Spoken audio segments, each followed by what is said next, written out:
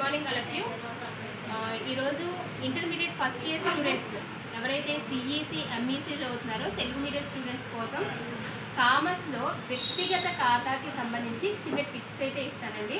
అయితే ఇది ఎవరైతే కొంచెం లోయర్గా చదువుతారో అంటే 35 to 50 బిలో వచ్చే స్టూడెంట్స్ ఎవరైతే ఉంటారో వాళ్ళకి 5 out of 5 మ్యాక్సిమం పడేటటువంటి ఛాన్సెస్ ఉండేటటువంటి చిన్న చిన్న సలహాలు అయితే ఇస్తాను. ఇది మీరు ఒక్కసారి అబ్జర్వ్ చేస్తే అండి, వ్యక్తిగత ఖాతాకి సంబంధించి మనకి ఫస్ట్ ట్రాన్సాక్షన్స్ ఒకసారి చూడండి. రాము ఖాతాను తయారు చేయమంటారు. ఇక్కడ ఫస్ట్ ట్రాన్సాక్షన్ రాముకు చెల్లించవలసినది. ఎప్పుడైతే మీకు చెల్లించవలసినది అని ఇచ్చాడో ఆటోమేటిక్గా క్రెడిట్ సైడ్ రాసుకోవాలి. పై తెచ్చిన నిల్వ అని. అదే మనకి ఫర్ ఎగ్జాంపుల్ రావలసినవి అని ఇచ్చాడు అనుకోండి, చెల్లించవలసినవి అని కాకుండా రావలసినవి అని ఇస్తే మాత్రం డెబిట్ సైడ్ రాసుకోండి. పై తెచ్చిన నిల్వ అని. ఓకేనా? క్రెడిట్ సైడ్ అయితే కనుక పై తెచ్చిన నిల్వ చెల్లించవలసిన వాటికి, రావాల్సినవి వస్తే మాత్రం డెబిట్ సైడ్ టు తెచ్చిన నిల్వ అని చెప్పి నోట్ చేసుకోండి. అలాగే కొనుగోలు అని ఇస్తే మాత్రం క్రెడిట్ సైడ్ కొనుగోలు ఖాతా డేట్స్ అమౌంట్ చూసుకొని కొనుగోలు క్రెడిట్ సైడ్ ఎక్కడండి, వ్యక్తిగత ఖాతాలో అయినా సరే లేదంటే నగదు ఖాతాలో అయినా సరే, మనకి 3 వరుసల నగదు పుస్తకం కానీ లేకపోతే ఏదైనా లెడ్జర్ అకౌంట్స్లో మనకి ఆవజ్జాలో క్రెడిట్స్ అయినా బై కొనుగోలు. అమ్మకాలు అనుకోండి, 2 అమ్మకాల ఖాతా అని రికార్డ్ చేసుకోండి. నెక్స్ట్ ట్రాన్సాక్షన్ చూడండి, రాముకు వాపసులు.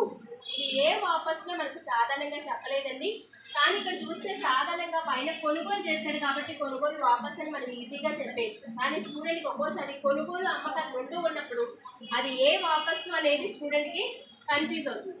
కాబట్టి ఇక్కడ కు రాముకు లేదా కి కాగుణితంలోని అక్షరాలు కు అని కానీ కీ అని కానీ ఇస్తే మాత్రం అది ఖచ్చితంగా కొనుగోలు వాపస్ అని గుర్తుపెట్టుకోవచ్చు.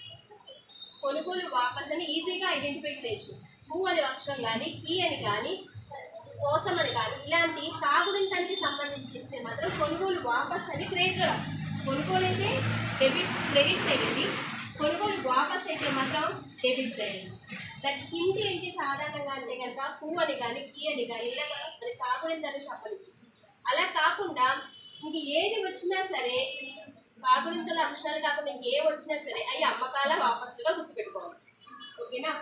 నెక్స్ట్ వన్ అండి, రాముకు చెల్లించవలసిన నగదు. ఇక్కడ వ్యక్తిగత ఖాతాల్లో స్పెసిఫిక్గా చెల్లించవలసినవన్నీ డెబిట్ అండి. చూడండి, చెల్లించవలసిన టు నగదు ఖాతా ఇది రివర్స్గా రాస్తామండి, కాబట్టి చెల్లించవలసినవి డెబిట్ సైడ్ రాస్తాం. అదే వచ్చినవి అనుకోండి అప్పుడు మనం క్రెడిట్ సైడ్ రికార్డ్ చేస్తాం. నెక్స్ట్ వన్ అండి, సరుకు అమ్మకాలు. కొనుగోలు అయితే క్రెడిట్, అమ్మకాలు అయితే డెబిట్. నెక్స్ట్ అండి, రాముకి చెల్లించవలసిన మొత్తాన్ని డిస్కౌంట్ రూపంలో చెక్కు ద్వారా చెల్లించబడ్డాడు 5%.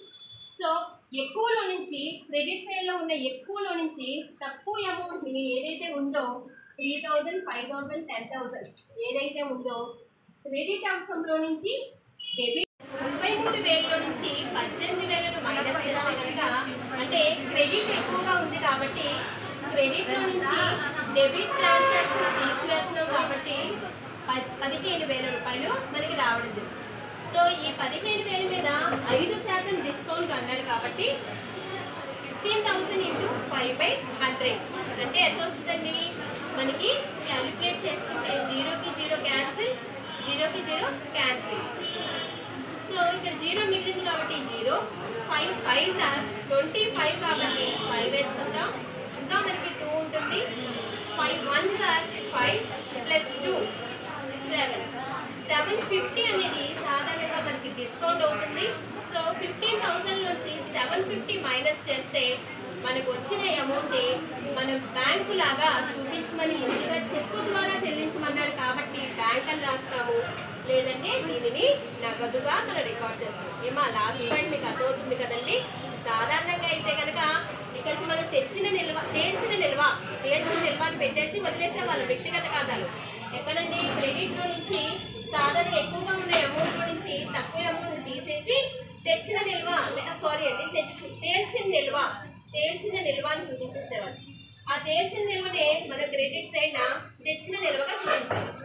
కానీ ఈ సమ్ములో డిస్కౌంట్ అనడం వల్ల ఇచ్చిన అమౌంట్లో 5% డిస్కౌంట్ని డిఫరెన్స్ అమౌంట్ని 5% క్యాలిక్యులేట్ చేసి ఆ డిఫరెన్స్ ఏదైతే ఉందో దాన్ని బ్యాంక్ లాగా చూపించడం జరిగింది.